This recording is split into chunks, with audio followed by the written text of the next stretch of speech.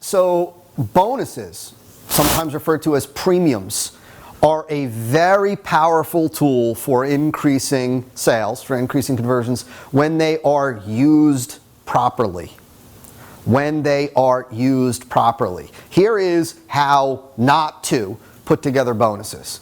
The way that you don't put together bonuses is you don't think about what do we have in stock, what do we have on the shelves, or what do we have already made that we can include here as a bonus. See, the thought process that is the mistake is, I know bonuses increase sales, can increase conversions. I know the best marketers said use bonuses, and so I'm going to put together a bunch of bonuses as part of this offer. That's the mistake. The mistake is in thinking that just having bonuses is the answer.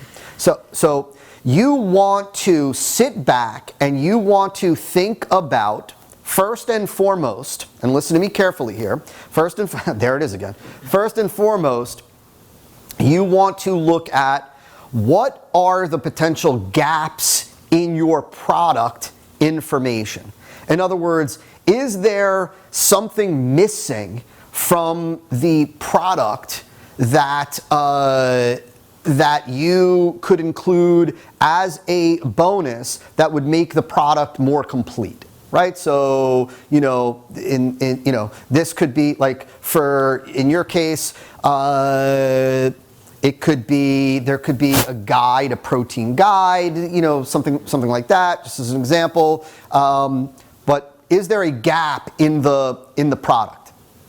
Another thing, like here's an example with a physical product. So, next one is, and then I'll give you the example. Next one is, are there, and this is important, are there any objections that can arise from your deliverables? Any concerns, any additional objections that could arise from your deliverables that you can overcome and eliminate with the bonuses? So, let's say, this might be a ridiculous one, but you'll get this. Let's take protein powder and say, but won't I need a blender? Or won't I have to go out now and buy a blender? Or won't I need some kind of special shaker or something like that? Like, so it's not just $50 for my protein drink. Now I'm gonna have to go out and spend $150 on a blender, or I'm gonna have to go spend, $30 on a shaker or something like that. And so, right, you see how the offer, they might say, I get it. I see that this is great. I see the problem I have. I understand the solution. I understand why this is the best. I understand why this is a great deal. I understand, but what about this?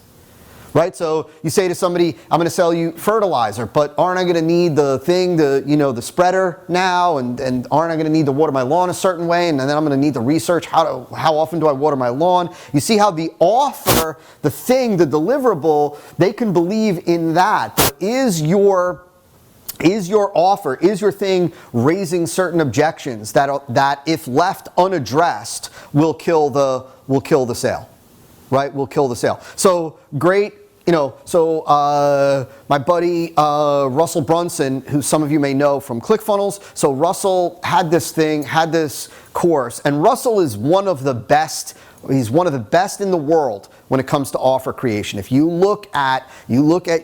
pay attention to the way he does his offers, you will find that there is no objection that's left unaddressed in the offer itself. I don't mean, listen, I'm not talking about he's overcoming all objections in the marketing, in the sales pitch, during the offer. That's not what I'm talking about. I'm talking about all of the yeah buts. Won't I need this, or what about this, are always addressed in the offer, usually through the bonuses. So there was a point in time when he was selling, like, how to run your own sales department or something like that, how to run your own internal sales department. And he included the training from the guy who did his sales department thing, and like every objection that you could have, like, I don't know how to hire, salespeople. One of the bonuses was like the ad that they ran, the exact ad that they ran.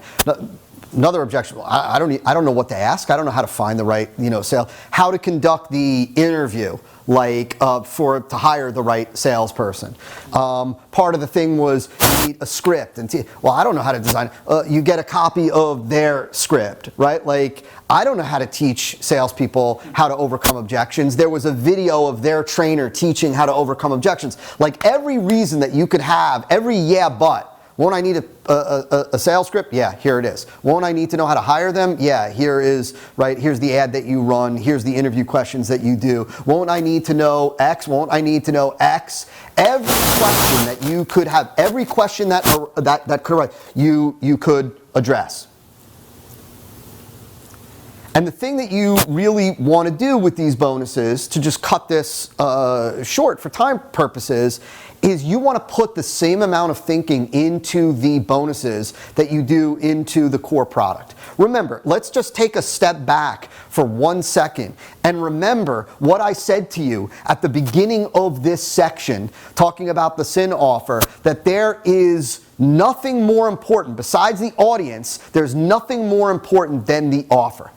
Right? Most people, most entrepreneurs, most marketers will take 10, 15 minutes to put together the offer. Here's my product, the price is $50, $47, it's a 30-day guarantee, that's the offer, right? And that's it. I'm telling you that it's the thing that can swing big doors. It is the game changer within a marketing campaign. And so you want to think about your bonuses, and you don't want to simply go with what you have in stock or what you have on the shelves. You want to ask yourself, and this is the question that I ask myself, this is the question that I ask myself when it comes to putting together offers in general, like offers like this, and each of the components, like the bonuses. I always say, what's going to drive the market wild? What could I offer them? What could I include for them that's going to drive the market wild? What seems extremely hot? What is extremely compelling? What is something that they can't get anywhere else? What is something that they desperately want? What is it that I can provide for them, right, that is going to drive them wild, that would make them want to take advantage of this offer for that bonus alone? For that bonus alone. And this is where you go, you have to step out of the box. This is one of those things where, listen, yes, we look at competitors to see what it is that they're doing, right? So that we can identify gaps, so that we can identify opportunities, so that we can put together something superior. We're not looking at what competitors are doing to knock them off. We're not looking at what competitors are doing to copy, to model, because oftentimes most folks are operating within a box. We can learn a lot from competitors in terms of what's working from price point wise and whatnot, but you don't want to get caught in this box. I would sit back, I would look at the way my mind works. I would take, let's say you're selling to serious lifters. I'm gonna research serious lifters. I'm gonna understand what's gaining traction for them. I'm gonna understand what's hot. Is the Mr. Olympia right around the corner? Is that a buzz?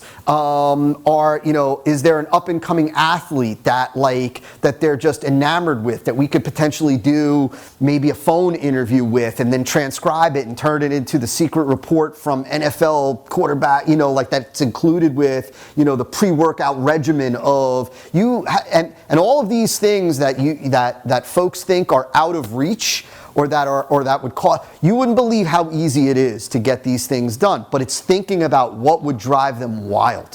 What would drive them wild? What is it that they're going to see as insanely valuable, insanely compelling, that's something that they would want, that they would take advantage of the offer for just to get that thing? That's how you put together bonuses. Make sense? Yes. And so let me skip to the end portion of sin, no-brainer, right? No-brainer is, we kind of really already talked about this, you're lowering the hurdle as much as you can, meaning what I really want my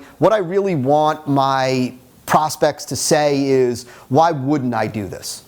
Like, we've eliminated so much risk. We've made it so easy to say yes. We've given such a lopsided value proposition that it's a no-brainer. I want to put together an offer that makes them say, well, why wouldn't I do this? Like, why wouldn't I do this? I don't see the downside. I don't see the reason why I wouldn't do it. You want to make it, you want to make it between your risk reversal, your guarantee, between your terms, and between the value that you're including. You want to make it harder to say no than to say yes. Now let's talk a little bit about the I, and we're not going to spend too much time on this because this in and of itself is a deep, but the I, irresistible. It's irresistible based on presentation of benefits.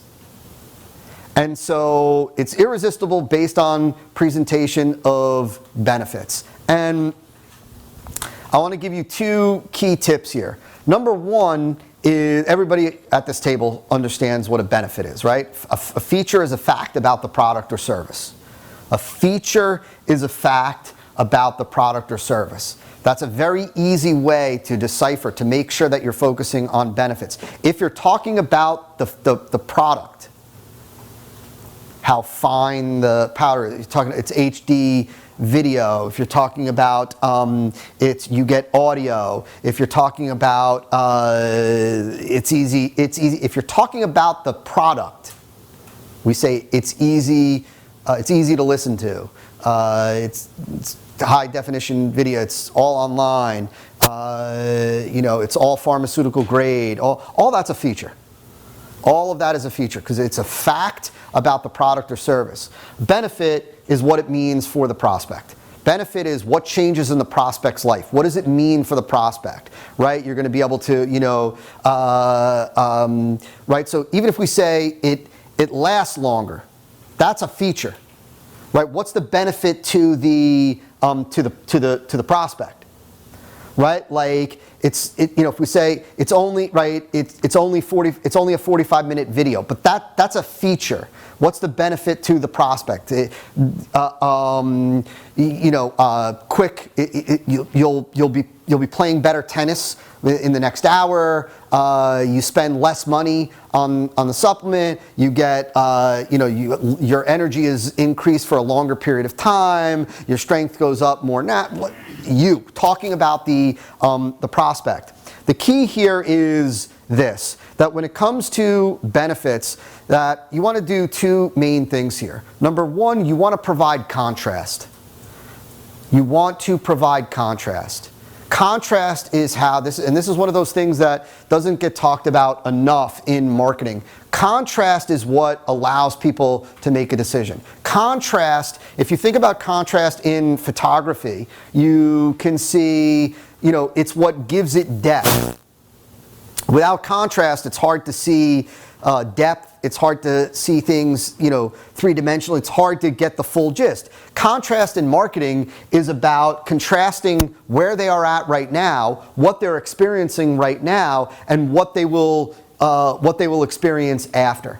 Right? So what is their serve like now? What is their tennis game like now? What is their experience? How do they perform with medium level, high level tennis players right now? What are their frustrations right now? What is their experience now compared to what their experience will be after? Your job is to create contrast. Your job is to show that contrast between after and right now. And here is the second key. The key is that when you do that and you are talking about the after, and you're talking about the benefits, and I want you to get this here, and if you have a question, fire away. But your job is to dimensionalize the benefit. And what I mean by dimensionalize is paint a picture of what that looks like in the prospect's life, right? So, let's say, so with benefits, okay, there are 3 types of benefits, and then I'll circle back and I'll answer your question. There are 3 types of benefits, or 3 forms of benefits. There's functional, right, and you know this like a pro. There's functional, right, which is kind of a functional benefit is like this. Let's take, let's go back to let's take a protein powder. Functional benefit, you'll build muscle quicker, okay? Or you'll build more muscle. That's a functional benefit, right? Dimensionalized is what does that functional benefit look like in terms of experience?